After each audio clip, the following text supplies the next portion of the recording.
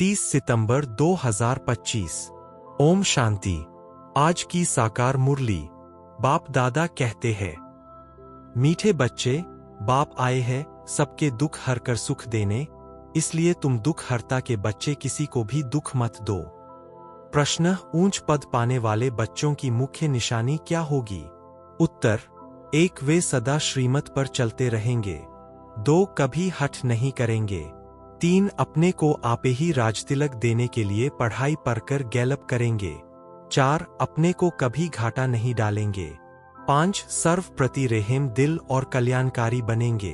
उन्हें सर्विस का बहुत शौक होगा। 6 कोई भी तुच्छ काम नहीं करेंगे। लड़ेंगे झगड़ेंगे नहीं। गीत, तूने रात गंवाई सो के। ओम शांति। रूहानी बच्चे रूहानी बाप के सामने बैठे हैं। अब इस भाषा को तो तुम बच्चे ही समझते हो और कोई नया समझ न सके। हे रूहानी बच्चे, ऐसे कभी कोई कह न सके, कहने आएगा ही नहीं। तुम जानते हो हम रूहानी बाप के सामने बैठे हैं, जिस बाप को यथार्थ रीति कोई भी जानते नहीं। भल अपने को भाई भाई भी समझते हैं, हम सब आत्माएं हैं। बाप एक है परंतु यथार्थ रीति नहीं जानते। जब तक सम्मुख आकर समझे नहीं तब तक समझे भी कैसे? तुम भी जब सम्मुख आते हो तब समझते हो। तुम हो ब्राह्मण ब्राह्मणिया, तुम्हारा सरनेम ही है ब्रह्मा वंशी ब्रह्मा कुमार कुमारिया। शिव की तो सब आत्माएं हैं। तुमको शिव कुमार व शिव कुमारी नहीं कहेंगे, यह अक्षर रांग हो जाता। कुमार हो तो कुमारी भी हो। शिव की सब आत्माएं हैं। कुमार कुमारी तब कहा जाता जब मनुष्य के बच्चे बनते हैं। शिव के बच्चे तो निराकारी आत्माएं हैं ही। मूल वतन में सब आत्माएं ही रहती है, जिनको सालिग्राम कहा जाता है। यहां आते हैं तो फिर कुमार और कुमारियां बनते हैं जिस्मानी। वास्तव में तुम हो कुमार शिव बाबा के बच्चे। कुमारियां और कुमार तब बनते जब शरीर में आते हो। तुम बीके हो इसलिए भाई बहन कहलाते हो। अभी इस समय तुमको नॉलेज मिली है। तुम जानते हो बाबा हमको पावन बनाकर ले जाएंगे। आत्मा जितना बाप को याद करेगी तो पवित्र बन जाएगी। आत्माएं ब्रह्मा मुख से यह नॉलेज पढ़ती है। चित्रों में भी बाप की नॉलेज क्लियर है। शिव बाबा ही हमको पढ़ाते हैं। न श्री कृष्ण पढ़ा सकते, न श्री कृष्ण द्वारा बाप पढ़ा सकते हैं। श्री कृष्ण तो वैकुंठ का प्रिंस है, यह भी तुम बच्चों को समझाना है। श्री कृष्ण तो स्वर्ग में अपने माँ बाप का बच्चा होगा, स्वर्गवासी बाप का बच्चा होगा, वो वैकुंठ का प्रिंस है। उनको भी कोई जानते नहीं। श्री कृष्ण जयंती पर अपने अपने घरों में श्री कृष्ण के लिए झूले बनाते हैं व मंदिरों में झूले बनाते हैं। माताएं जाकर गोलक में पैसे डालती है, पूजा करती है। आजकल क्राइस्ट को भी श्री कृष्ण मिसल बनाते हैं। ताज आदि पहना कर मां की गोद में देते हैं, जैसे श्री कृष्ण को दिखाते हैं। अब श्री कृष्ण और क्राइस्ट राशि तो एक ही है, वो लोग कॉपी करते हैं। नहीं तो श्री कृष्ण के जन्म और क्राइस्ट के जन्म में बहुत फर्क है। क्राइस्ट का जन्म कोई छोटे बच्चे के रूप में नहीं होता है। क्राइस्ट की आत्मा ने तो कोई में जाकर प्रवेश किया है। विष से पैदा हो न सके। आगे क्राइस्ट को कभी छोटा बच्चा नहीं दिखाते थे, क्रॉस पर दिखाते थे। यह अभी दिखाते हैं। बच्चे जानते हैं धर्म स्थापक को कोई ऐसे मार न सके तो किसको मारा? जिसमें प्रवेश किया उनको दुख मिला। सतो प्रधान आत्मा को दुख कैसे मिल सकता? उसने क्या कर्म किए जो इतने दुख भोगे? आत्मा ही सतो प्रधान अवस्था में आती है, सबका हिसाब किताब चुकतू होता है। इस समय बाप सबको पावन बनाते हैं। वहां से सतो प्रधान आत्मा आकर दुख भोग न सके। आत्मा ही भोगती है ना। आत्मा शरीर में है तो दुख होता है। मुझे दर्द है, यह किसने कहा? इस शरीर में कोई रहने वाला है। वह कहते हैं परमात्मा अंदर है, तो ऐसे थोड़े ही कहेंगे हमको दुख है। सर्व में परमात्मा विराजमान है तो परमात्मा कैसे दुख भोगेगा? यह आत्मा पुकारती है, हे परमपिता परमात्मा हमारे दुख हरो, पारलौकिक बाप को ही आत्मा पुकारती है। अभी तुम जानते हो बाप आया हुआ है, दुख हरने की युक्ति बता रहे हैं। आत्मा शरीर के साथ ही एवर हेल्दी वेल्दी बनती है। मूल वतन में तो हेल्दी वेल्दी नहीं कहेंगे, वहां कोई सृष्टि थोड़े ही है, वहां तो है ही शांति। शांति स्वधर्म में टिके हुए है। अभी बाप आए हैं सबके दुख हरकर सुख देने, तो बच्चों को भी कहते हैं तुम मेरे बने हो, किसको दुख नहीं देना। यह लड़ाई का मैदान है परंतु गुप्त, वह है प्रत्यक्ष। यह जो गायन है, युद्ध के मैदान में जो मरेंगे वह स्वर्ग में जाएंगे, उसका अर्थ भी समझाना पड़े। इस लड़ाई का महत्व देखो कितना है। बच्चे जानते हैं उस लड़ाई में मरने से कोई स्वर्ग में जा न सके, परंतु गीता में भगवानुवाच है, उनको मानेंगे तो सही ना। भगवान ने किसको कहा? उस लड़ाई वालों को कहा या तुमको कहा? दोनों को कहा। उन्हों को भी समझाया जाता है, अपने को आत्मा समझ बाप को याद करो, यह सर्विस भी करनी है। अब तुम स्वर्ग में अगर जाना चाहते हो तो पुरुषार्थ करो। लड़ाई में तो सब धर्म वाले हैं, सिख भी है, वो तो सिख धर्म में ही जाएंगे। स्वर्ग में तो तब आ सकेंगे जब तुम ब्राह्मणों से आकर ज्ञान ले। जैसे बाबा के पास आते थे तो बाबा समझाते थे, तुम लड़ाई करते शिव बाबा की याद में रहेंगे तो स्वर्ग में आ सकेंगे। बाकी ऐसे नहीं कि स्वर्ग में राजा बनेंगे, नहीं, जास्ती उन्हों को समझा भी नहीं सकते हो, उनको थोड़ा ही ज्ञान समझाया जाता है। लड़ाई में अपने इष्ट देवता को याद जरूर रखते हैं। सिख होगा तो गुरु गोविंद की जय कहेंगे। ऐसा कोई नहीं जो अपने को आत्मा समझ परमात्मा को याद करे। बाकी हाँ, जो बाप का परिचय लेंगे तो स्वर्ग में आ जाएंगे। सबका बाप तो एक ही है, पतित पावन। वह पतितों को कहते हैं, मुझे याद करने से तुम्हारे पाप कट जाएंगे और मैं जो सुखधाम स्थापन करता हूं उसमें तुम आ जाएंगे। लड़ाई में भी शिव बाबा को याद करेंगे तो स्वर्ग में आ जाएंगे। उस युद्ध के मैदान की बात और है, यहां और है। बाप कहते हैं ज्ञान का विनाश नहीं होता है। शिव बाबा के बच्चे तो सब है। अब शिव बाबा कहते हैं, मामेकम याद करने से तुम मेरे पास आ जाएंगे मुक्तिधाम। फिर जो ज्ञान सिखाया जाता है वह पढ़ेंगे तो स्वर्ग की राजाई मिल जाएगी। कितना सहज है, स्वर्ग में जाने का रास्ता सेकेंड में मिल जाता है। हम आत्मा बाप को याद करती है। लड़ाई के मैदान में तो खुशी से जाना है, कर्म तो करना ही है। देश के बचाव के लिए सब कुछ करना पड़ता है। वहां तो है ही एक धर्म, मतभेद की कोई बात नहीं। यहां कितना मतभेद है। पानी पर, जमीन पर झगड़ा। पानी बंद कर देते हैं तो पत्थर मारने लग पड़ते हैं। एक दो को अनाज नहीं देते तो झगड़ा हो जाता है। तुम बच्चे जानते हो हम अपना स्वराज्य स्थापन कर रहे हैं। पढ़ाई से राज्य पाते हैं।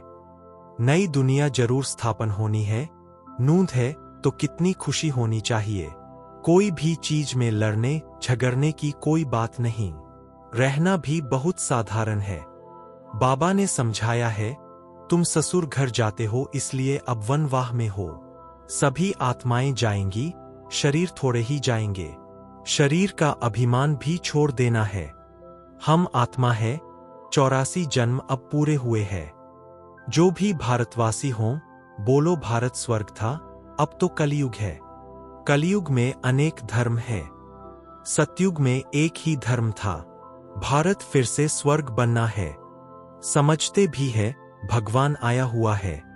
आगे चल भविष्यवाणी भी करते रहेंगे। वायुमंडल देखेंगे ना, तो बाप बच्चों को समझाते हैं। बाप तो सभी का है ना, सबका हक है। बाप कहते हैं, मैं आया हूं और सबको कहता हूं, मामेकम याद करो तो तुम्हारे विकर्म विनाश होंगे। अभी तो मनुष्य समझते हैं कभी भी लड़ाई हो सकती है। यह तो कल भी हो सकती है। लड़ाई जोर भरने में देरी थोड़े ही लगती है। परंतु तुम बच्चे समझते हो अभी हमारी राजधानी स्थापन हुई नहीं है, तो विनाश कैसे हो सकता है। अर्जुन बाप का पैगाम ही चारों तरफ कहा दिया है।